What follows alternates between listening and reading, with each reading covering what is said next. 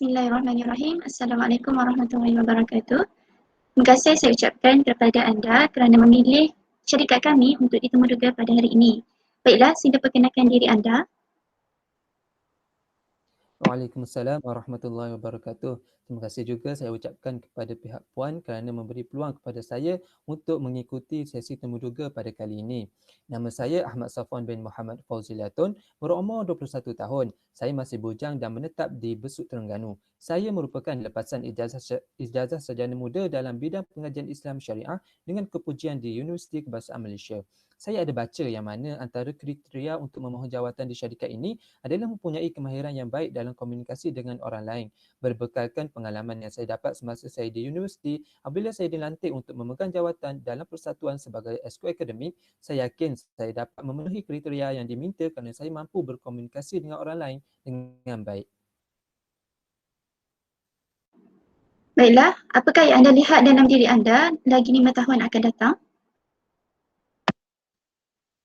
Baiklah, bagi menjawab persoalan ini, saya secara peribadi mempunyai peluang untuk bekerja bersama dengan majikan yang mana saya dapat mencapai cita-cita saya dan menjadi antara pekerja yang berkaliber dan dedikasi pada masa 5 tahun akan datang. Saya yakin jawatan ini memberi saya peluang untuk menggunakan kemahiran teras yang saya miliki bagi meningkatkan kualiti dan daya saing syarikat ini. Dari kajian saya sebelum ini mengenai syarikat anda, saya dapat melihat bahawa anda sentiasa menawarkan peluang ini dan saya tahu syarikat anda akan menghargai kemahiran teras yang saya miliki.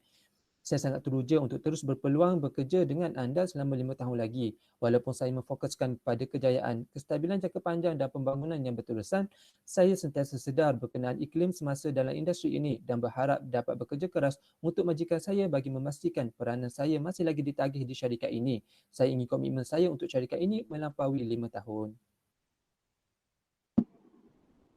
Baiklah, apa pula kekuatan dan kelemahan anda?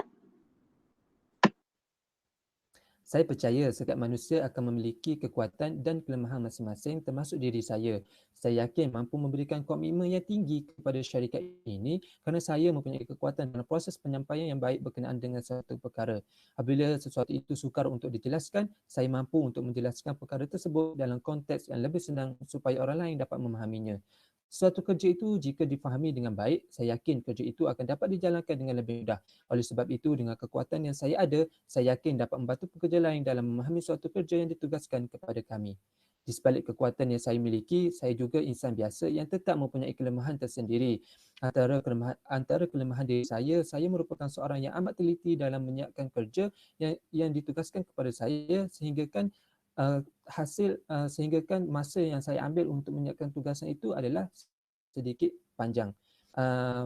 Hal ini adalah kerana saya akan semak beberapa kali suatu tugasan itu sebelum saya hantar. Namun saya telah mengambil inisiatif untuk mengatasi kelemahan saya dengan mengikuti ceramah pengurusan kerja yang baik supaya saya dapat siapkan kerja yang diamanahkan dengan cepat dan mendapatkan hasil yang terbaik. Baiklah, seterusnya bagaimanakah tangga gaji yang anda inginkan?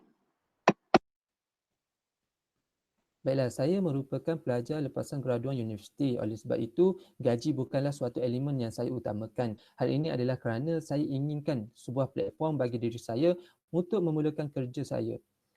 Saya ingin meningkatkan kemahiran, pengetahuan dan menimba banyak pengalaman dalam hidup saya. Oleh sebab itu, saya lebih selesa jika pihak Puan sendiri yang menetapkan julat gaji untuk jawatan ini. Saya mengharapkan gaji lebih sesuai dengan kemampuan saya bekerja dan mengikut norma pihak Puan sendiri mengikut keadaan ekonomi semasa. Baiklah, seterusnya apakah sumbangan atau inovasi yang boleh anda berikan sekiranya menjawat jawatan yang telah dipohon ini? Walaupun saya merupakan seorang graduan lepasan universiti, saya mempunyai teori dan pengetahuan yang boleh saya aplikasikan dan berkongsi dengan para pekerja yang lain sebagai sumbangan yang boleh saya berikan apabila saya mula bekerja. Saya juga mempunyai kebijaksanaan serta kemahiran untuk menilai sesuatu perkara dengan baik bagi mencari satu titik penyelesaian kepada masalah yang sedang dihadapi, lagi-lagi melibatkan masalah yang sukar.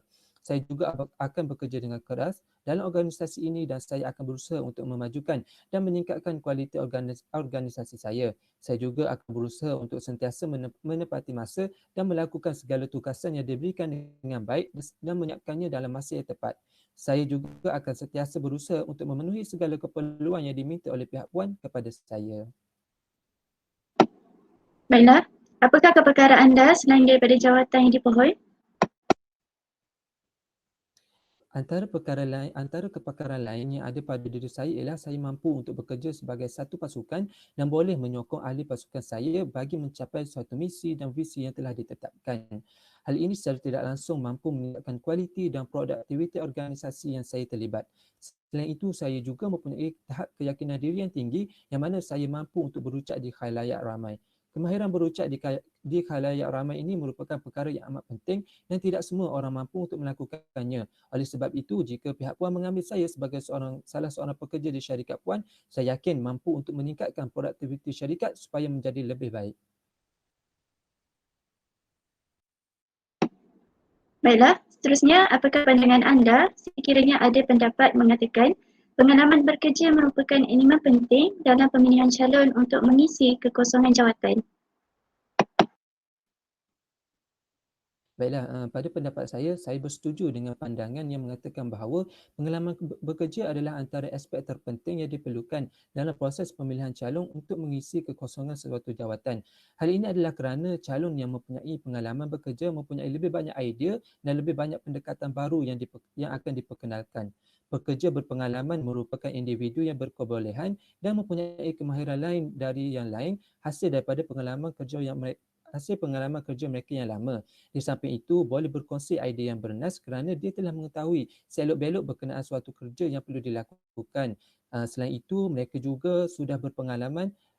yang sudah berpengalaman mempunyai kemahiran insaniah yang dicari oleh syarikat atau majikan. Hal ini adalah kerana bukan nilai akademik semata-mata yang menjadi penanda aras bagi suatu syarikat ataupun majikan dalam merekrut pekerja. Kemahiran insaniah juga penting dalam dunia pekerjaan. Calon pekerja yang pernah bekerja sebelum ini mempunyai kemahiran insaniah yang diperlukan, seperti mampu bercakap di khalayak ramai dengan yakin, bekerja sebagai satu pasukan, berfikir secara kreatif dan sebagainya. Baiklah, soalan terakhir pada hari ini ialah apakah kepentingan integriti atau kejujuran dalam sesuatu pekerjaan? Integriti dan kejujuran merupakan antara elemen yang sangat penting yang mana mesti ada dalam setiap pekerja supaya pekerjaan yang dilaksanakan itu mendatangkan hasil kerja yang terbaik.